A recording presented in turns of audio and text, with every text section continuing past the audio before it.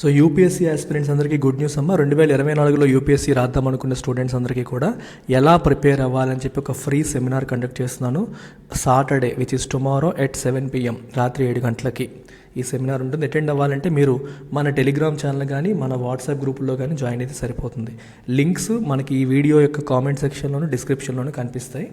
నేను డైరెక్ట్గా Zoom link session link మీకు అక్కడ పెడతాను. మీరు అది క్లిక్ చేసి మీరు జాయిన్ అయిపోవచ్చు. సరేనమ్మా. అలాగే మన వెబ్సైట్లో యూపీఎస్సీ డెమోని ఫ్రీ కోర్స్ ఉంటుంది. ఫ్రీ కోర్సులో మీరు ఎన్రోల్ అయినా సరే అటెండ్ కావడానికి అవకాశం ఉంటుంది. ఇంకేమైనా డౌట్స్ ఉంటే ఈ నెంబర్కి మీరు కాంటాక్ట్ చేయొచ్చు. Hello friends, very good evening. Welcome to daily economy news analysis in Telugu 17th February. ఇవాళ మనం చూడబోతున్న ఇంపార్టెంట్ ఆర్టికల్స్ వచ్చేసి ఈ Mahatma Gandhi national rural employment guarantee స్కీమ్కి సంబంధించి మినిస్టర్ ఒక కామెంట్ చేశారు, అది చూద్దాము. తర్వాత జిఎస్టీ ఆన్ స్క్రాప్ విషయంలో రివర్స్ ఛార్జింగ్ మెకానిజం పెట్టాలి అని చెప్పి గవర్నమెంట్ అనుకుంటుంది. అసలు రివర్స్ ఛార్జింగ్ మెకానిజం అంటే ఏంటి చూద్దాం. ఆఫ్ బడ్జెట్ బారోయింగ్స్ గురించి నిన్నటి న్యూస్ పేపర్ హిందూలో వచ్చింది ఆర్టికల్, నేను మిస్ అయ్యాను, అందుకని అది ఇవాళ యాడ్ చేశాను. అలాగే 2 లక్షల ఫామ్ డైరీ కోఆపరేటివ్స్కి ప్రభుత్వం యాక్సెప్టెన్స్ ఇచ్చింది క్యాబినెట్. అసలు ఏంటి వీటి కథ అనేది కూడా ఒకసారి చూద్దాం. ఇది కూడా నిన్నటి న్యూస్ పేపర్లో వచ్చింది. ఈ రెండు నేను నిన్న మిస్ అయ్యాను. So I'm adding it in today's analysis. So fantastic February offer మనం రన్ చేస్తున్నాం యూపీఎస్సీ ఇన్ఫినిటీ ప్రోగ్రామ్ పైన. లైవ్ అండ్ రికార్డెడ్ మోడ్లో అందిస్తున్నాము. లైఫ్ టైం వ్యాలిడిటీతో 48,000 రూపాయలకే మీకు complete prelims, mains, current affairs, NCERT foundation, answer writing module, you get access to everything. అంటే మీకు 17,000 రూపాయలు డిస్కౌంట్ లభిస్తుంది. ఆఫర్ మంత్ ఎండ్ వరకు మాత్రమే ఉంది. ఈ నెంబర్ మీరు కాంటాక్ట్ చేయాల్సింది. అలాగే వైజాగ్ మరియు హైదరాబాద్లో మనం రన్ చేస్తున్న ఆఫ్లైన్ కోర్స్ ఏదైతే ఉందో దానికి కూడా మీరు రావచ్చు. దానిపైన కూడా 17,000 రూపాయలు డిస్కౌంట్ ఉంది. 58,000కి మీరు జాయిన్ అయ్యే ఛాన్స్ ఉంది. ఈ మంత్ ఎండ్ వరకు మాత్రమే ఆఫర్ రన్ అవుతుంది. ఈ నెంబర్కి కాంటాక్ట్ చేయాలి. UPSC optionals, PSIR, public education, sociology, anthropology, Telugu literature, you can join any of these courses offered in live and recorded mode. దీనిపైన కూడా 13,000 రూపీస్ ఆఫ్ ఉంది. 22,000కి అంత ఉంది. ఈ నెంబర్కి కాంటాక్ట్ చేసి జాయిన్ అవ్వచ్చు. లైఫ్ టైం వ్యాలిడిటీతో వస్తుంది. మరి ఇవాళ మనం చూడబోతున్న మొదటి ఆర్టికల్ వచ్చేసి Mahatma Gandhi national rural employment guarantee స్కీమ్కి సంబంధించి. ఈ స్కీమ్ విషయంలో ఏమవుతుందంటే ఈయన మినిస్టర్ గారు కొన్ని కామెంట్స్ చేస్తున్నారు. సో ఏంటి మినిస్టర్ గారు చేస్తున్న కామెంట్స్ అనేది మనం ఒకసారి చూడాలి. ఈయన ఏమంటున్నారంటే ఈ Mahatma Gandhi national rural employment guarantee act కోసం 100% ఫండింగ్ అనేది ఎట్ ప్రెజెంట్ సెంట్రల్ గవర్నమెంట్ మాత్రమే ఇస్తుంది. అలా కాకుండా స్టేట్స్ కూడా భరించాలి. సో సెంటర్కి 60%, స్టేట్స్ 40% బర్డెన్ భరిస్తే ఏమవుతుందంటే అప్పుడు స్టేట్స్ అనేవి విల్ బీ మోర్ విజిలెంట్, అంటే వాచ్ఫుల్గా ఉంటాయి. ఏ విషయంలో? To tackle corruption. ఈ పర్టికులర్ స్కీమ్లో కరప్షన్ అనేది ఎక్కువగా జరుగుతోంది. పని చేసినోడు చేయనోడు ఇద్దరు కూడా ప్రభుత్వం దగ్గర పని చేసినట్టుగా చూపించి తీసేసుకుంటున్నారు, అటెండెన్స్ చూపించట్లేదు. కొన్ని ఇష్యూస్ ఉన్నాయి. ఈ కరప్షన్ హ్యాండిల్ చేయడంలో స్టేట్ గవర్నమెంట్స్ పట్టించుకోవట్లేదు. ఎందుకంటే వాళ్ళ పాకెట్స్ నుంచి ఏమీ పే చేయట్లేదు కాబట్టి, సెంటర్ మాత్రమే పే చేస్తుంది కాబట్టి. సో అందుకని బర్డెన్ అనేది షేర్ చేసుకుంటే మంచిది. పార్లమెంట్కి వెళ్ళి మేము అమెండ్మెంట్ కూడా చేస్తాము అని కూడా అంటున్నారు. అంటే వెళ్ళాలి, పార్లమెంట్కి వెళ్ళి చట్టంలో అమెండ్మెంట్ చేయాలి. 60% సెంటర్, 40% స్టేట్స్ భరించేలాగా చట్టాన్ని సవరిస్తే మంచిది అనేది నా ఒపీనియన్ అని చెప్పి మినిస్టర్ గిరిరాజ్ సింగ్ అంటున్నారనమాట. ఇది ఒక ఆస్పెక్ట్. ప్రస్తుతానికి ఏమవుతుంది, మనకి సెంటరే 100% భరిస్తోందనమాట. అది వర్కర్స్కి డైరెక్ట్గా పే చేస్తున్నారు. 15 రోజుల్లో వాళ్ళ అకౌంట్స్లో, అంటే వర్క్ పనిచేసిన 15 రోజుల్లో అకౌంట్స్లో పడుతుంది. ఇక్కడ ఇంకో విషయం కూడా గమనించాలి. ఈ పేమెంట్ మోడ్ అనేది 2 రకాలుగా జరుగుతుంది. ఒకటి అకౌంట్ బేస్డ్, 2 ఆధార్ బేస్డ్. అంటే వాళ్ళ అకౌంట్ డీటెయిల్స్ ఇస్తే డైరెక్ట్గా అకౌంట్లో వేసేయడం ఒక పద్ధతి. రెండోది వాళ్ళ ఆధార్ కార్డుకి లింక్ అయిన అకౌంట్లో మాత్రమే వేసేలాంటిది ఇంకొక సిస్టమ్. ఆధార్ కార్డుతో లింక్ అయ్యేలా చేయడం వల్ల అడ్వాంటేజ్ ఏంటంటే ట్రేసబిలిటీ ఉంటుంది. ఏ ఆధార్ కార్డు వాడికి ఎప్పుడు వేసామో ఏంటి, కరప్షన్ కొంచెం తగ్గే అవకాశం ఉంటుంది. ఒకటి పేరుతో ఇంకొకటి తీసుకోకుండా ఉండే అవకాశాలు ఉంటాయి.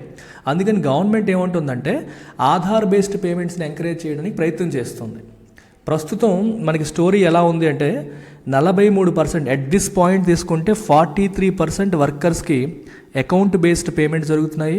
57% వర్కర్స్కి 43%కి ఆధార్ బేస్డ్ జరుగుతున్నాయి, 57%కి అకౌంట్ బేస్డ్ జరుగుతున్నాయి. ఇక్కడ ఏంటంటే ఆధార్ అనుకోండి, అకౌంట్ బేస్డ్ జరుగుతున్నాయి. గవర్నమెంట్ ఇప్పుడు ఏమంటుందంటే అంతా ఆధార్ బేస్డే చేస్తే బెటర్ అని అనుకుంటుంది. దానివల్ల మనకి కరప్షన్ తగ్గే అవకాశం ఉంటుంది. రెండోది, వీళ్ళ అటెండెన్స్ని కూడా మానిటర్ చేస్తున్నారు. ప్రతిరోజు కూడా ఒక మొబైల్ యాప్ పెట్టి వాళ్ళు వచ్చేటప్పుడు వెళ్ళేటప్పుడు థంబ్ వేయడం కావచ్చు, ఐ ఇంప్రెషన్ ఇవ్వడం కావచ్చు, ఇట్లాంటివి తీసుకుంటున్నారు. అంటే పలానా టైంకి వాళ్ళు వచ్చారు, పలానా టైం వరకు పనిచేశారు, తర్వాత వెళ్ళారు అని. సో దీన్ని బేస్ చేసుకుని ప్రభుత్వం ఏంటంటే e governance, electronic governance system ద్వారా, ఈ మొబైల్ యాప్స్ ఇట్లాంటి వాటి ద్వారా కరప్షన్ని నియంత్రించడానికి ప్రయత్నాలు చేస్తుంది central government. Unfortunately state government దానికి కోఆపరేషన్ రావట్లేదు. వర్కర్స్ కూడా దీన్ని ప్రతిఘటిస్తున్నారు. దీనివల్ల మేము రోజంతా పనిచేస్తాం, ఈ థంబ్ ఇంప్రెషన్ కొన్నిసార్లు పడదు. ఈ కష్టపడే వాళ్ళకి వేళ్ళు ఇంప్రెషన్స్ గట్రా క్లియర్గా పడవన్నమాట. ఇట్లాంటి ఇష్యూస్ వస్తున్నాయి అని చెప్పి కొంతమంది, ఆధార్ అకౌంట్కి లింక్ అవ్వకపోవడం వల్ల సఫర్ అవుతున్న వాళ్ళు ఇంకొంతమంది, వీళ్ళంతా ఇలా ఏమొద్దు పాత పద్ధతులను ఇచ్చేయండి, అటెండెన్స్ సిస్టమ్ తీసేయండి అని చెప్పేసి గొడవ పెట్టడం అనేది జరుగుతుంది. చూడండి, ఇక్కడ ఎన్రెగా సంఘర్ష్ మోర్చా వీళ్ళు ఏమంటున్నారంటే అసలు ఇవన్నీ ఈ ఆధార్ బేస్డ్ పేమెంట్ సిస్టమ్ తీసేయండి, రెండవది ఈ అటెండెన్స్లు గట్రా పెట్టకండి అని వీళ్ళు అంటున్నారు. కానీ అవి ఉంటేనే కరప్షన్ని కంట్రోల్ చేయగలుగుతాము. వేస్టేజ్ ఆఫ్ ఫండ్స్ వేస్టేజ్ అవ్వకూడదు, సరిగ్గా ఎవరికి అందాలో వాళ్ళకి అందాలంటే ఈ సిస్టమ్స్ అన్నీ ఉండాలనేది సెంట్రల్ గవర్నమెంట్ యొక్క భావన. సెంట్రల్ గవర్నమెంట్కి స్టేట్ గవర్నమెంట్ సపోర్ట్ చేయట్లేదు అనేది ఇంకొక ఫీలింగ్. అందుకనే వాళ్ళు కూడా పేమెంట్లో బడ్డెన్ తీసుకుంటే వాళ్ళు దృష్టి పెడతారు, ఎఫెక్టివ్ ఇంప్లిమెంటేషన్ అనేది జరుగుతుంది అనేది వాళ్ళ యొక్క ఉద్దేశం. అంటే ఆధార్ బేస్డ్ పేమెంట్స్ మోడ్లోకి వెళ్ళిపోతే ఎఫెక్టివ్ ఇంప్లిమెంటేషన్ అవుతుంది, ఆధార్తో లింక్ అయిన అకౌంట్లో మాత్రమే డబ్బులు పడతాయి అని చెప్పి వీళ్ళు అంటారు. ఇది అటు ఇటు తెగట్లేదు. సమస్య ఏంటంటే ఆధార్తో లింక్ చేస్తే సమస్య ఎక్కడ వస్తుందంటే అది నేషనల్ పేమెంట్స్ కార్పొరేషన్ ఆఫ్ ఇండియాకి కనెక్ట్ అవ్వాలి, ఎన్పిసిఐకి కనెక్ట్ అయ్యి ఉండాలి. అది కావాలంటే కేవైసీ నామ్స్, వాళ్ళు అడిగిన డీటెయిల్స్ అన్నీ ఇవ్వాలి. ఆ డీటెయిల్స్ అన్నీ తీసుకొని పేమెంట్ సిస్టంలోకి తీసుకురావడం, ఇట్లా రకరకాల తలనొప్పులు ఉంటాయి. ఇవన్నీ నార్మల్ పీపుల్ చేయలేరు. అది చేయకపోవడం వల్లే వాళ్ళు ఆధార్ బేస్డ్ పేమెంట్ సిస్టమ్కి వాళ్ళు వెళ్ళట్లేదు అనేది వీళ్ళ వాదన. కానీ ఏ రోజుకైనా వెళ్ళాల్సిందే, అలా అయితేనే ట్రాన్స్పరెన్సీ వస్తుంది, ఎఫిషియన్సీ వస్తుందని చెప్పి ప్రభుత్వం యొక్క వాదన. ఇలా ఇద్దరి మధ్య డిస్కషన్ అనేది నడుస్తుంది ప్రస్తుతానికి, ఇంకా తెగలేదు, ఏమవుతుంది అనేది తెగలేదు. కానీ గవర్నమెంట్ క్లియర్గా చెప్తుంది, we cannot compromise on transparency అని క్లియర్గా చెప్తుంది. మీకు ఎన్ని ఇష్యూస్ ఉన్నప్పటికీ మేము కాంప్రమైజ్ అవ్వము ట్రాన్స్పరెన్సీ విషయంలోనూ. చూసారు, ఇక్కడ మీరు చెప్పాను కదా, they are demanding withdrawal of the mobile phone app based attendance capturing system. App based attendance capturing system పెడుతున్నారు, అవేమీ వద్దు అని చెప్పి వీళ్ళు అంటారు. అలా అయితే ఎలా అవుతుంది, పని చేసినప్పుడు అటెండెన్స్ ఇవ్వడానికి ప్రాబ్లం ఏంటని ప్రభుత్వం యొక్క ఉద్దేశం. సో ఇది ఈ ఆర్టికల్ యొక్క స్టోరీ. సో ఈ పర్టికులర్ న్యూస్ ఐటమ్ చూడమ్మా, government likely to place reverse charging mechanism, reverse charging of GST on scrap before GST council అని చెప్పి క్లియర్గా చెప్పడం జరుగుతుంది. సో ఇక్కడ కథ ఏంటి అంటే మనకి ఈ కథ మనకు అర్థం కావాలంటే జనరల్గా జిఎస్టీ సిస్టమ్ ఎలా వర్క్ అవుతుంది అనేది మీకు తెలియాలి. చాలా కేర్ఫుల్గా అబ్జర్వ్ చేయండి. ఐ విల్ టెల్ యూ ఒక ఎగ్జాంపుల్తో నేను చెప్తాను. రివర్స్ ఛార్జింగ్ ఏంటి, నార్మల్ ఛార్జింగ్కి రివర్స్ ఛార్జింగ్కి డిఫరెన్స్ ఎక్కడ వస్తుందో మీకు అర్థమవుతుంది. So you take 2 companies, ABC అని ఒక సంస్థ తీసుకోండి, XYZ అని ఇంకో సంస్థ తీసుకోండి. సో ఏబిసి అనే సంస్థ let's say it is a seller, XYZ అనే సంస్థ let's assume it is a buyer. ఇది బయ్యర్ అనుకోండి. సో ఈ సంస్థ అమ్ముతున్న వస్తువు ఏదైతే ఉందో, ఈ సంస్థ అమ్ముతున్న వస్తువు మీద లెట్స్ సే జిఎస్టీ 12% అనుకోండి. ఓకే, సో ఏబీసీ లిమిటెడ్ ఇప్పుడు ఒక ఐటమ్ అమ్మింది, 100 రూపాయలకి అమ్మింది, ప్లస్ జిఎస్టీ వేస్తే 112 రూపీస్ అవుతుంది. So XYZ will pay 112 rupees pay చేసి ఈ గుడ్ లేదా ఐటమ్ ఏదైతే ఉందో ఏబీసీ దగ్గర కొనుక్కున్నాడు. ఈ 112లో మనకి మీరు గమనిస్తే 100 రూపాయలు ఐటమ్ది, 12 రూపాయలు ట్యాక్స్ది. సో ఇలా పే చేసిన తర్వాత ఏబీసీ వాడు ఏం చేస్తాడంటే ఇందులో ఈ 100 రూపీస్ ఏదైతే ఉందో తను తీసుకుంటాడు. ఈ 12 రూపీస్ ఏవైతే ఉన్నాయో he face it to government. ఓకేనా, ఒకవేళ అది ఐజిఎస్టీ అయితే ఐజిఎస్టీ లేదా సిజిఎస్టీ ప్లస్ ఎస్జిఎస్టీ చొప్పున గవర్నమెంట్కి కట్టేస్తాడు. సో గవర్నమెంట్కి ఇది కట్టినప్పుడు ఏం చేస్తాడంటే పలానా XYZ వాళ్ళ యొక్క జిఎస్టీ నెంబర్, ప్రతి వాడికి ఒక జిఎస్టీ ఐడెంటిఫికేషన్ నెంబర్ ఉంటుంది. పలానా XYZ with this GSTN number has paid 12 rupees towards tax, I am depositing that money with you అని చెప్పి గవర్నమెంట్కి ఏబీసీ లిమిటెడ్ వాళ్ళు డిపాజిట్ చేశారు. మీరు మళ్ళీ రిపీట్ చేస్తున్నాను చూడండి. XYZ అనే కంపెనీ ఏబీసీ లిమిటెడ్ అనే కంపెనీ దగ్గర ఒక వస్తువు కొన్నప్పుడు దాని మీద జిఎస్టీ పే చేసింది. అయితే XYZ ఆ పేమెంట్ జిఎస్టీ అమౌంట్ XYZ డైరెక్ట్గా గవర్నమెంట్కి పే చేయట్లేదు. XYZ ఏం చేస్తుంది, ఆ అమౌంట్ గవర్నమెంట్కి పే చేయకుండా ఏబీసీకి కడుతుంది. సో సెల్లర్ అయిన ఏబీసీ వాళ్ళ దగ్గర డబ్బులు కలెక్ట్ చేసుకున్నప్పుడు అమౌంట్ మరియు ట్యాక్స్ రెండు కలెక్ట్ చేసుకుంటున్నాడు. కలెక్ట్ చేసుకున్న తర్వాత ఈ ట్యాక్స్ అమౌంట్ గవర్నమెంట్కి కట్టేస్తున్నాడు. కట్టినప్పుడు ఈ ట్యాక్స్ అమౌంట్ నేను పలానా వ్యక్తి దగ్గర తీసుకున్నాను అని చెప్పి కూడా చెప్తున్నారు. ఆ పలానా వ్యక్తిని ఎలా ఐడెంటిఫై చేస్తారు, వాళ్ళకున్న యూనిక్ జిఎస్టీఎన్ నెంబర్ వల్ల. సో ఈ జిఎస్టీఎన్ నెంబర్ ఉన్న వ్యక్తి, జిఎస్టీ ఐడెంటిఫికేషన్ నెంబర్ ఉన్న వ్యక్తి నాకు ఎంత అమౌంట్ ట్యాక్స్ పే చేశాడు, ఐఎమ్ డిపాజిటింగ్ ఇట్ అని చెప్పి గవర్నమెంట్కి ఏబీసీ వాళ్ళు చెప్తారు. ఇది నార్మల్ ఫ్లో. సో అప్పుడు ఈ 12 రూపాయలు ఏదైతే ఉందో, జాగ్రత్తగా వినాలమ్మా, ఈ 12 రూపాయలు ఏదైతే ఉందో it will be counted as input tax credit of XYZ. So XYZ వాళ్ళు గవర్నమెంట్కి 12 రూపాయలు ట్యాక్స్ రూపంలో పే చేశారు. దీన్ని ఇన్పుట్ ట్యాక్స్ క్రెడిట్ రూపంలో ఉంచుతారు, గవర్నమెంట్ దగ్గరే ఉంటుంది. దాన్ని ఐటీసీ అంటాం. అది ఎలా వాడతారంటే, రేపు పొద్దున్న XYZ వాడు వేరే సందర్భంలో, రైట్, XYZ వాడు వాళ్ళ కస్టమర్కి ఏదన్నా అమ్మాడు అనుకోండి, తన కస్టమర్కి ఏదో అమ్మాడు. సో ఆ అమ్మినప్పుడు let's say again 100 rupees plus దాంట్లో 18% ట్యాక్స్ అనుకోండి, 118 రూపీస్ ఛార్జ్ చేశాడు అనుకుందాం. సో ఈ కస్టమర్ XYZకి 118 రూపీస్ కట్టేశాడు. మరి లెక్క ప్రకారం ఈ 100 రూపాయలు XYZ ఉంచుకోవాలి, ఈ 18 రూపాయలు XYZ ఏం చేయాలి, గవర్నమెంట్కి కట్టాలి. అయితే XYZ ఈ 18 రూపాయలు కట్టినప్పుడు ఏం చేస్తాడంటే, ఆల్రెడీ నేను ఏబీసీకి కట్టిన అమౌంట్ మీ దగ్గర ఉంది, ఎంత ఉంది, 12 రూపాయలు ఉంది. ఆ 12 రూపాయలు మినహాయించుకొని, అంటే 18లో ఆ 12 రూపాయలు మినహాయించుకొని 6 రూపాయలు మాత్రమే గవర్నమెంట్కి కడతాడు. అంటే మీకు ఇక్కడ అర్థం చేసుకుంటే, మీరు XYZ పాయింట్ ఆఫ్ వ్యూలో మీరు ఆలోచిస్తే, XYZ తను కొన్న వస్తువుల పైన ఎంత ట్యాక్స్ అయితే కడుతున్నాడో, కొన్న వస్తువుల పైన when he's buying he's paying some tax, ఆ ట్యాక్స్ని ఇన్పుట్ ట్యాక్స్ క్రెడిట్ అని చెప్పి అంటాం when it is deposited to the government. అలాగే తను అమ్మిన వస్తువుల పైన ట్యాక్స్ కలెక్ట్ చేసి తను గవర్నమెంట్కి కట్టాలి. ఈ గవర్నమెంట్కి ట్యాక్స్ కలెక్ట్ చేసి కట్టినప్పుడు తను ఆల్రెడీ కొన్న వస్తువుల మీద పే చేసిన ట్యాక్స్ ఏదైతే ఉందో అది మినహాయించుకోవచ్చు. దాన్నే ఇన్పుట్ ట్యాక్స్ క్రెడిట్. ఇన్పుట్ అంటే నువ్వు బిజినెస్ చేస్తున్నప్పుడు నీ బిజినెస్కి అవసరమైన ఇన్పుట్స్ మీద నువ్వు పే చేసిన ట్యాక్స్ని ఇన్పుట్ ట్యాక్స్ క్రెడిట్ అంటాం. అలాగే నువ్వు అమ్ముతున్నప్పుడు నువ్వు కలెక్ట్ చేస్తున్న tax amount output tax liability అంటాం.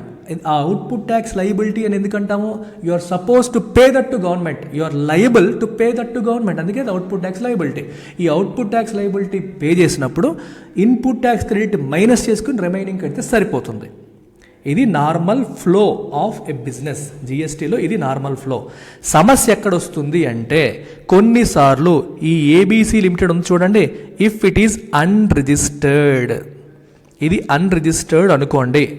ఇది అన్రిజిస్టర్డ్ అయినప్పుడు ఏం జరుగుతుంది అంటే, వాళ్ళు ఈ XYZ దగ్గర వాళ్ళు డబ్బులు తీసుకున్నప్పుడు 100+12 తీసుకున్నప్పుడు they fail to deposit this money. ఏమవుతుంది ఇక్కడ, they fail to deposit this money with government. ఈ 12 రూపాయలు గవర్నమెంట్కి డిపాజిట్ చేయట్లేదు, ఎందుకంటే వాళ్ళు రిజిస్టర్డ్ కాదు, వాళ్ళు డిపాజిట్ చేయట్లేదు. అంటే అన్రిజిస్టర్డ్ వెండర్స్, వీళ్ళు అన్రిజిస్టర్డ్ వెండర్స్ అనమాట. ఇలాంటి సందర్భంలో గవర్నమెంట్ ఏం చెప్తుందంటే, as a buyer when you are paying 112 rupees, don't pay 112 rupees to ABC, you just pay 100 rupees to ABC and pay this 12 rupees directly to government. అర్థమవుతుందా? గవర్నమెంట్కి ఎవరు pay చేస్తున్నారు ప్రతి సందర్భంలో? ఇందాక కేసు మీరు తీసుకోండి, సెల్లర్ పే చేస్తున్నాడు. ఎక్కడ సెల్లర్? ABC. ఈ ఈ XYZ కట్టిన 12 రూపాయలు XYZ తరపున సెల్లర్ పే చేశాడు గవర్నమెంట్కి.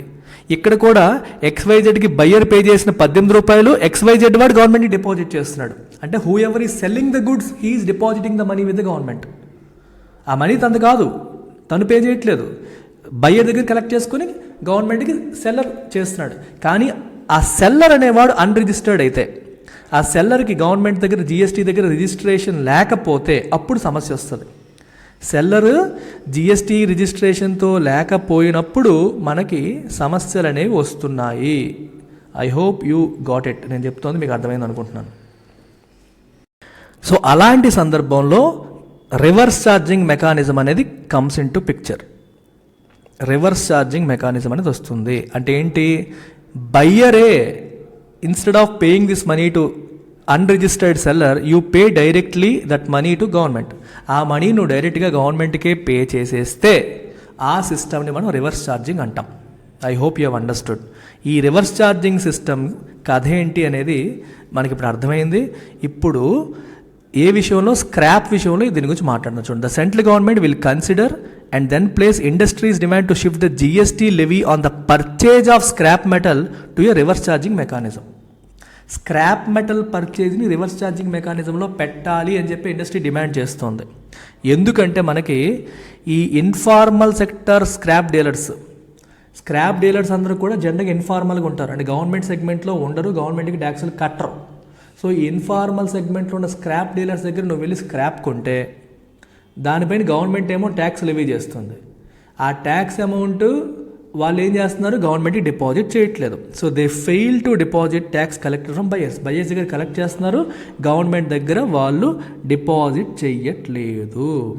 దీనివల్ల సమస్య అయిపోతుంది. సో రివర్స్ ఛార్జింగ్ మెకానిజం అనేది మనం తీసుకొస్తే it enables buyers to directly pay the GST dues for their inputs instead of depending on sellers to remit the taxes and then avail tax credits. ఇప్పుడు నీ సెల్లర్ ఉన్నాడు, వాడేమో గవర్నమెంట్కి pay చేయట్లేదు. గవర్నమెంట్కి పే చేయకపోతే మీకేంటి నష్టం అని మీరు అనుకోవచ్చు. నీ దగ్గర డబ్బులు తీసుకున్న తర్వాత సెల్లర్ గవర్నమెంట్కి పే చేశాడు అనుకోండి, ఆ అమౌంట్ నీకు ఇన్పుట్ ట్యాక్స్ క్రెడిట్ కింద ఉంటుంది. రేపు పొద్దున్న నువ్వు గవర్నమెంట్కి డైరెక్ట్గా పే చేయాల్సి వచ్చిన సందర్భంలో ఈ మైనస్ నువ్వు మినహాయించుకుని చేస్తావు. ఇక్కడ ఏం జరుగుతుందంటే మనకి ఈ ABC లిమిటెడ్ వాడు ఈ XYZ దగ్గర కలెక్ట్ చేసుకున్న మనీని గవర్నమెంట్కి డిపాజిట్ చేయలేదు అనుకోండి 12 రూపాయలు. XYZ తను 18 రూపాయలు పే చేసినప్పుడు ఈ 12 రూపాయలు మైనస్ చేసుకోలేడు. ఆడు పే చేసి ఉంటే ఇన్పుట్ ట్యాక్స్ క్రెడిట్ కింద మైనస్ చేసి 6 రూపాయలు కడతాడు. ఈ ABC వాడు డిపాజిట్ చేయకపోతే ఏమవుతుంది? గవర్నమెంట్ అంటే నీ పేరు మీద నాకేం రాలేదంటది. అప్పుడు XYZ మొత్తం 18 రూపాయలు కూడా పే చేయాల్సి వస్తుంది. That is the problem with scrap dealers now. Scrap dealer seller, ఒక కంపెనీ ఏమో వీళ్ళ దగ్గర స్క్రాప్ కొంటుంది, ట్యాక్స్ కట్టేస్తుంది, వాడేమో గవర్నమెంట్కి చేయట్లేదు. సో వీళ్ళు ఇన్పుట్ ట్యాక్స్ క్రెడిట్ వాడలేకపోతున్నారు, దాన్ని ITC కింద యూజ్ చేసుకోలేకపోతున్నారు. రివర్స్ ఛార్జింగ్ చేస్తే ఏమవుతుంది? ఈ కంపెనీ వాడు ట్యాక్స్ ఈ స్క్రాప్ డీలర్కి కట్టడం, గవర్నమెంట్ డైరెక్ట్గా కట్టేస్తాడు. కట్టినప్పుడు అది ITC కింద రిజిస్టర్ అవుతుంది. నెక్స్ట్ టైం వాళ్ళు ఉపయోగించుకోవచ్చు. వాళ్ళు అవుట్పుట్ ట్యాక్స్ కట్టేటప్పుడు అలా ITCని ఉపయోగించుకొని అది మినహాయించుకొని రిమైనింగ్ అమౌంట్ కట్టొచ్చు. అర్థమవుతుందా? ఇది స్టోరీ. దీన్ని పెట్టాలి అని చెప్పేసి ఇండస్ట్రీ డిమాండ్ చేస్తుంది. సో గవర్నమెంట్ చెయ్యొచ్చు అని ఈ న్యూస్ ఐటమ్ చెప్తోంది. So very important and nice article అమ్మ. ఇది ఒకసారి చూడండి. ఇక్కడ ఏం జరుగుతుందంటే ఆఫ్ బడ్జెట్ బారోయింగ్స్ అనేవి బాగా ఎక్కువ ఉంటున్నాయి అని చెప్పేసి స్టేట్ వైజ్ లుక్ ఇచ్చారు. అసలు ఆఫ్ బడ్జెట్ బారోయింగ్ అంటే ఏంటి, దాని కథ ఏంటి, ఏ రకంగా ప్రభుత్వాలు తప్పులు చేస్తాయనేది మీరు ఇక్కడ చూడాలి. డెఫినేషన్ చూడండి. Of budget borrowings are loans obtained by the government entities such as PSUs or special purpose vehicles on behalf of the government to finance its expenditure. So ఇక్కడ మీరు గమనించాల్సింది ఏంటి అంటే సెంట్రల్ గవర్నమెంట్ కావచ్చు, స్టేట్ గవర్నమెంట్ కావచ్చు, ఎప్పుడైనా సరే they have income, they also have expenditure. When income is less than expenditure, they go for debt. అప్పు తీసుకోవడానికి వెళ్తారు. ఈ ఇన్కమ్కి ఎక్స్పెండిచర్కి మధ్యలో ఉన్న డిఫరెన్స్నే మనం ఫిస్కల్ డెఫిసిట్ అంటాం. We call it fiscal deficit. So నీకు ఎంత ఫిస్కల్ డెఫిసిట్ ఉందో ఆ ఫిస్కల్ డెఫిసిట్కి తగ్గట్టుగా నువ్వేం చేస్తావు? యూ టేక్ డెట్, అప్పు తీసుకుంటావు. So your fiscal deficit is always equal to government debt అనమాట. డెట్ కావచ్చు, ప్రింటింగ్ కావచ్చు, డెఫిసిట్ ఫినాన్సింగ్ అంటాం. Whatever is the deficit you finance it via raising bonds or any other things. ఇది నార్మల్గా జరుగుతుంది. అయితే ఈ ఫిస్కల్ డెఫిసిట్కి కొన్ని FRBM యాక్ట్ అని ఒకటి ఉంది, fiscal responsibility and budget management act. ఈ చట్టం ఏం చెప్తుందంటే ఫిస్కల్ డెఫిసిట్ ఎంత అంటే అంత పెంచుకోవడానికి లేదు, ఒక సర్టెన్ లిమిట్లో ఉండాలి. ఆ లిమిట్ దాటితే ఎక్స్ట్రాడినరీ సిచ్యువేషన్స్ ఉంటే తప్ప లిమిట్ క్రాస్ చేయకూడదు అని చెప్పేసి FRBM యాక్ట్ స్పెసిఫై చేస్తుంది. కానీ ప్రభుత్వాలు ఏం చేస్తున్నాయి, ఇష్టం వచ్చినట్టు ఖర్చులు పెట్టేస్తున్నాయి. ఈ ఖర్చులు పెట్టి ఆ ఖర్చుల్ని ఫినాన్స్ చేయడానికి అప్పులు తెచ్చేస్తున్నాయి. మరి FRBM యాక్ట్ వాటిని అలౌ చేయదు కదా, ఒప్పుకోదు కదా. అందుకని what they are doing is, instead of they taking loans, they are asking other government entities to take loans. అంటే ప్రభుత్వానికి చెందిన PSUs, పబ్లిక్ సెక్టర్ అండర్టేకింగ్స్ కావచ్చు, గవర్నమెంట్ కొన్ని స్పెషల్ పర్పస్ వెహికల్స్ పెట్టి వాళ్ళ పేరు మీద లోన్స్, వాళ్ళకి లోన్స్ తీసుకోమని చెప్పి ఆ డబ్బులు ప్రభుత్వం తీసేసుకుంటుంది సైలెంట్గా. మీరు ఒకసారి ఇక్కడ గమనిస్తే ఆంధ్రప్రదేశ్ ప్రభుత్వం మీరు చూడండి, ఏపీ యొక్క ఆఫ్ బడ్జెట్ బారోయింగ్స్ ఇది బై ఎండ్ ఆఫ్ మార్చ్ తీసుకుంటే AP state civil supplies corporation 30,181 కోట్లు అప్పు చేసింది. ఇది డైరెక్ట్గా గవర్నమెంట్ చేసినట్టుగా ఉండదు. సో గవర్నమెంట్ తన అప్పులో చూపించదు, ఇది నేను చేసిందని చూపించదు. సో ఇది బడ్జెట్ స్టేట్మెంట్లో రిఫ్లెక్ట్ అవ్వదు. ఇప్పుడు మీకు ఇక్కడ చూడండి, క్యాగ్ వాళ్ళు అదే చెప్తున్నారు, according to comptroller and auditor general of India, these borrowings are not included while computing the debt and the fiscal deficit of the state governments. ఇలా తీసుకుంది ఫిస్కల్ డెఫిసిట్లోనూ కావచ్చు, డెట్ క్యాలిక్యులేషన్లో కూడా ఇంక్లూడ్ అవ్వట్లేదు. రూల్స్ అవి, ఎందుకంటే వాళ్ళు తీసుకోవట్లేదు కదా, వేరే ఎంటిటీస్ తీసుకుంటున్నాయి. గవర్నమెంట్ డైరెక్ట్గా తీసుకోవట్లేదు, వేరే ఎంటిటీ తీసుకుంటుంది. సో వీళ్ళు చూపించరు. కానీ డబ్బులు ఎవరు ఖర్చు పెడుతున్నారు, గవర్నమెంటే ఖర్చు పెడుతుంది. ఆ మనీ గవర్నమెంటే ఖర్చు పెడుతుంది. సో దీన్ని ఆఫ్ బడ్జెట్ బారోయింగ్ అంటాం. ఇప్పుడు మన స్టేట్ గవర్నమెంట్ ఏపీ ఎగ్జాంపుల్ తీసుకుంటే you can see power finance corporation 15,161, state development corporation, town and infra corporation, ఇలా రకరకాల స్టేట్ ఎంటిటీస్తోనూ రకరకాల స్పెషల్ పర్పస్ వెహికల్స్ అప్పటికప్పుడు కంపెనీస్ లాంటివి క్రియేట్ చేసేసి వాళ్ళ పేరు మీద అప్పులు తెచ్చేస్తుంది ప్రభుత్వం. దీన్ని లెక్కల్లో చూపించట్లేదు, అంటే బడ్జెట్లో చూపించట్లేదు. ఇది రేపు పొద్దున్న ఈ సంస్థలు కట్టాల్సి ఉంటుంది, మళ్ళీ గవర్నమెంటే పే చేయాల్సి ఉంటుంది. ఆ సంస్థల దగ్గర డబ్బులు ఉండవు కదా, గవర్నమెంటే పే చేయాలి. కానీ ప్రస్తుతం ఎస్కేప్ అయిపోతున్నారు, FRBM కంటి నుంచి ఎస్కేప్ అయిపోతున్నారు. దానికోసం ఈ పని చేస్తున్నారు అని చెప్పేసి చెప్తున్నారు. రకరకాల రాష్ట్రాలు ఏం చేస్తున్నాయి ఆఫ్ బడ్జెట్ బారోయింగ్స్ అని చెప్పి ఒక లెక్క వేశారు ఇక్కడ. ఏ రాష్ట్రం అన్నిటికంటే ఎక్కువ చేస్తుందంటే తెలంగాణ రాష్ట్రం. తెలంగాణ రాష్ట్రం చాలా ఎక్కువ of budget borrowings, followed by Andhra Pradesh. రెండు తెలుగు రాష్ట్రాలే. మీరు ఒకసారి గమనిస్తే ఆఫ్ బడ్జెట్ బారోయింగ్స్ ఎవరికి ఎక్కువగా ఉన్నాయి, మనకి of budget borrowing by det మీరు వేసుకుంటే పర్సంటేజ్ పరంగా వేసుకుంటే ఏపీకి 24.8, తెలంగాణకి 35.5%. ఓవరాల్ డెట్లో ఆఫ్ బడ్జెట్ బారోయింగ్స్ ఎంత ఎక్కువ ఉన్నాయి. ఇది పరిస్థితి. గవర్నమెంట్ ఏం చెప్తుందంటే మనకి debt to GDP ratio, GSDP state GDP అనమాట, బయటికి బడ్జెట్ స్టేట్మెంట్లో చెప్తున్న దాని ప్రకారం 35.3%. సో స్టేట్కి టార్గెట్ ఏంటి, చూడండి ఇక్కడ మీకు ఎలా ఉంటుందంటే ఇలా చూడండి, ఇది నీ జీడిపి అమ్మ, GSDP అంటాం, state development gross state development product. GDP కదా, gross domestic product. So gross state domestic product, state యొక్క జీడిపి. ఇది పైన గవర్నమెంట్ యొక్క డెట్ ఇలా వేస్తారు. ఈ ఏపీ యొక్క స్టేట్ టార్గెట్ ఏంటి, 35% పెంచకూడదు అనేది ఏపీ స్టేట్కి ఉన్న టార్గెట్. సో ప్రభుత్వం ఏం చేస్తుందంటే ఇది 35కి మించకుండా చూసుకుంటుంది, అరౌండ్ 35.3 వచ్చింది. కానీ గవర్నమెంట్కి ఇంకా నీడ్స్ ఉన్నాయి, ఇంకా అప్పులు ఉన్నాయి. ఆ అప్పులు ఇక్కడ డిక్లేర్ చేసింది అనుకోండి, ఈ పర్సంటేజ్ పెరిగిపోతుంది, రిస్క్. అందుకని గవర్నమెంట్ ఏం చేస్తుందంటే ఆఫ్ బడ్జెట్ బారోయింగ్స్కి వెళ్తుంది. వాటిని కూడా మీరు కలిపి ఇంక్లూడ్ చేస్తే పర్సంటేజ్ 44% అవుతుంది. వాటిని కూడా మీరు కలిపి ఇంక్లూడ్ చేస్తే 44% ఉంటుంది. వాటిని లేకుండా 35.3% ఉంది. ఏపీ ఎగ్జాంపుల్ మీరు తీసుకుంటే తన టార్గెట్ దగ్గరలో ఉండేటట్టుగా చూసుకుంటుంది. ఇది రాష్ట్రాలు చేస్తున్న తప్పులు. మీరు గమనిస్తే ఆంధ్రప్రదేశ్ రాష్ట్రానికి 86,260 కోట్ల ఆఫ్ బడ్జెట్ బారోయింగ్స్ ఉన్నాయి. ఇక్కడ కూడా చూడండి, ఆంధ్రప్రదేశ్కి out standing liabilities 35.3%, state target 35%, అంతకంటే ఉండకూడదు. కానీ ఆఫ్ బడ్జెట్ బారోయింగ్స్ కూడా మీరు ఇంక్లూడ్ చేస్తే అది ఎంత అవుతుంది, 44% అవుతుంది. 44% అవుతుంది. కర్ణాటక మాత్రమే ఆఫ్ బడ్జెట్ బారోయింగ్స్ని కూడా తన డెట్ క్యాలిక్యులేషన్లో ఇంక్లూడ్ చేస్తుంది. Karnataka is a good boy. ఇక్కడ చూడండి, రెండు ఈక్వల్. ఇంక్లూడ్ చేస్తుంది, ముందే ఇంక్లూడ్ చేస్తుంది. మిగిలిన రాష్ట్రాలు మాత్రం తప్పులు చేస్తున్నాయి అనేది క్లియర్గా చెప్తున్నారు. ఇంకోటి ఏంటి, ఈ పిఎస్యూస్కి, ఈ స్పెషల్ పర్పస్ వెహికల్స్కి అప్పులు తీసుకోమని చెప్తాయి కదా, అప్పు ఇవ్వాలంటే వాళ్ళు గ్యారంటీ ఎక్స్పెక్ట్ చేస్తారు బ్యాంక్ వాళ్ళు. సో గవర్నమెంట్ ఏం చేస్తుంది, గ్యారంటీలు ఇచ్చేస్తాయి. మీ సెంట్రల్ గవర్నమెంట్ ఎగ్జాంపుల్ తీసుకుంటే ఫుడ్ కార్పొరేషన్ ఆఫ్ ఇండియాకి ఎస్బీఐ దగ్గర లోన్ తీసుకోమని చెప్తుంది. ఎస్బీఐ వాడు నాకు గ్యారంటీ కావాలంటాడు, సెంట్రల్ గవర్నమెంట్ గ్యారంటీ ఇస్తానంటుంది. ఆ గ్యారంటీ ఇచ్చేస్తే వాళ్ళ పేరు, ఆ గ్యారంటీని యూజ్ చేసుకొని ఈ పిఎస్యూస్ అప్పులు తీసుకుంటాయి. ఆ డబ్బులు ప్రభుత్వాలు వాడుకుంటున్నాయి. ఇవి జరుగుతున్న తప్పులు అనమాట. ఇది కరెక్ట్ పద్ధతి కాదు అనేది మన క్యాగ్ కూడా చెప్తోంది. కానీ వీళ్ళు ఇలాంటి పనులు చేస్తున్నారు. సిస్టమ్ని, ప్రభుత్వంలో పెద్దలే సిస్టంలో ఉన్న లూప్ హోల్స్ని వాడుకుంటున్నట్టు మనకు కనిపిస్తుంది. Final topic of the day వచ్చేసి cabinet nod for 2 lakh farm dairy cooperatives. So దీనికి అదేంటో చూడండి. కోఆపరేటివ్స్ మీరు తీసుకుంటే స్టేట్ లెవెల్లో 3 tier సిస్టమ్ ఉంటుంది. State cooperative bank, district cooperative banks, DCCBs అంటాం కదా మనం, అలాగే PACS, primary agricultural credit societies. PACS అనేవి విలేజ్ లెవెల్లో ఉంటాయి. సో 3 tier స్ట్రక్చర్లో they are at the village level. ఇది డిస్ట్రిక్ట్ లెవెల్, ఓకేనా, ఇది స్టేట్ లెవెల్. సో ఎస్సీబీస్ నుంచి డీసీసీబీస్కి, డీసీసీబీస్ నుంచి పిఏసిఎస్కి ఫండ్స్ అనేవి వస్తూ ఉంటాయి. విలేజ్లో ఉన్న రైతులకి డైరెక్ట్ పాయింట్ ఆఫ్ కాంటాక్ట్ వచ్చేసి PACS, primary agricultural credit societies. ఏం చేస్తే దే ఎక్స్టెండ్ క్రెడిట్.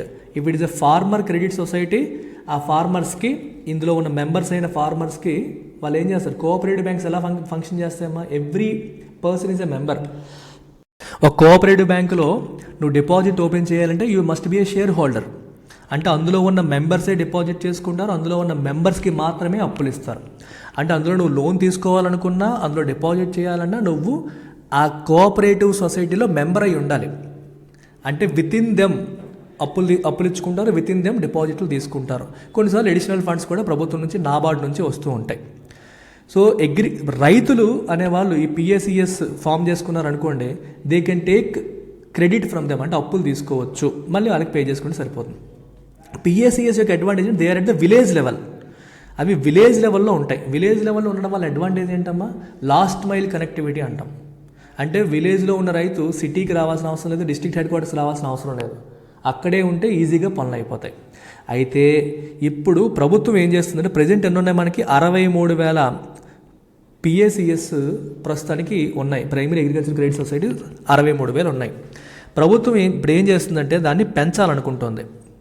2 లక్షల క్రెడిట్ సొసైటీస్కి అప్రూవల్ ఇచ్చింది మన క్యాబినెట్. చూడండి, to strengthen the cooperative sector, union cabinet on Wednesday approved setting up of 2 lakh primary agricultural credit societies and dairy fishery cooperatives in uncovered villages. చూడండి, ఒక్క రైతుల కోసమే కాదు, dairy and fishery cooperatives కూడా. Dairy అంటే milk farmers కోసం, fishery అంటే fisheries సెగ్మెంట్లో ఉన్న వాళ్ళ కోసం, వాళ్ళకు కూడా కోఆపరేటివ్స్ పెట్టాలి. ఎక్కడ అన్కవర్డ్ విలేజెస్, ఏ విలేజెస్లో అయితే లేవో, ఏ పంచాయతీస్ అయితే లేవో అక్కడ పెట్టాలి నెక్స్ట్ 5 yearsలో అనేది టార్గెట్ అనమాట.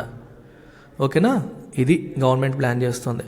సో ప్రతి ఒక్క అన్కవర్డ్ పంచాయత్లోనూ వయబుల్ మనకి పిఎస్సిఎస్ పెట్టాలి. అలాగే డైరీ కోఆపరేటివ్స్ ఈచ్ అన్కవర్డ్ పంచాయతీలో పెట్టాలి. అలాగే fishery cooperatives each coastal panchayat or విలేజ్లోనూ పెట్టాలి అనేది దీని యొక్క టార్గెట్. దీని ద్వారా లాస్ట్ మైల్ కనెక్టివిటీ బిల్డ్ చేయాలి. విలేజెస్లో ఉన్న ఫిషరీస్ మీద ఆధారపడుతున్న వాళ్ళు కావచ్చు, డైరీ మీద ఆధారపడుతున్న వాళ్ళు కావచ్చు, అగ్రికల్చర్ మీద ఆధారపడుతున్న వాళ్ళు కావచ్చు, తక్కువ వడ్డీకే లోన్స్ అందించే అవకాశాన్ని కల్పించడం.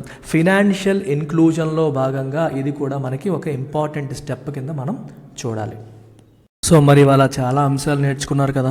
రివర్స్ ఛార్జింగ్ అంటే తెలిసింది, ప్రైమరీ అగ్రికల్చరల్ సొసైటీస్ యొక్క ఉపయోగం ఏంటో మనకు అర్థమైంది, ఆఫ్ బడ్జెట్ బారోయింగ్స్ అనే కాన్సెప్ట్ తెలుసుకున్నారు, Mahatma Gandhi national rural employment guarantee స్కీమ్లో సెంట్రల్ గవర్నమెంట్ భావిస్తున్న లోపాలు ఏంటనేవి తెలుసుకున్నారు. మరి తెలుసుకున్న దాని మీద ఒక చిన్న ఎంసీక్యూ కూడా ప్రాక్టీస్ చేయండి.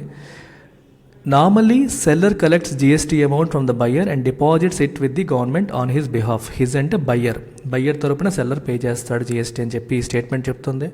కానీ రివర్స్ ఛార్జింగ్ మెకానిజంలో మాత్రం buyer himself deposit GST directly with the government are to the government అని చెప్పి సెకండ్ స్టేట్మెంట్ చెప్తుంది.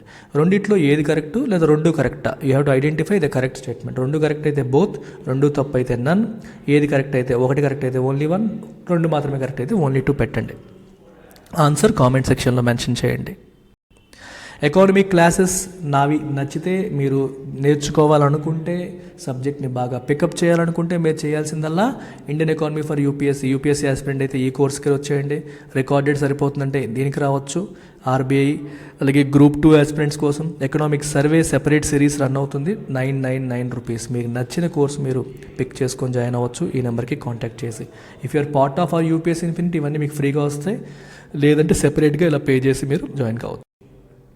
అలాగే APPSC group 2, TSPSC group 2 courses కూడా మనం లైవ్ బ్యాచెస్ లాంచ్ చేసాం. లైవ్ అండ్ రికార్డెడ్ మోడ్లో రెండు కూడా రన్ అవుతున్నాయి. కంప్లీట్ సిలబస్ కవర్ అవుతుంది as per latest syllabus pattern.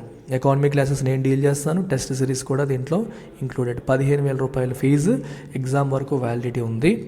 And ఈ నెంబర్కి మీరు కాంటాక్ట్ చేసి రావచ్చు. మంత్ ఎండ్ వరకు మాత్రమే ఈ ఫీజు వ్యాలిడిటీ ఉంటుంది, తర్వాత ఫీజు పెరిగే అవకాశాలు ఉన్నాయి. Take care, bye.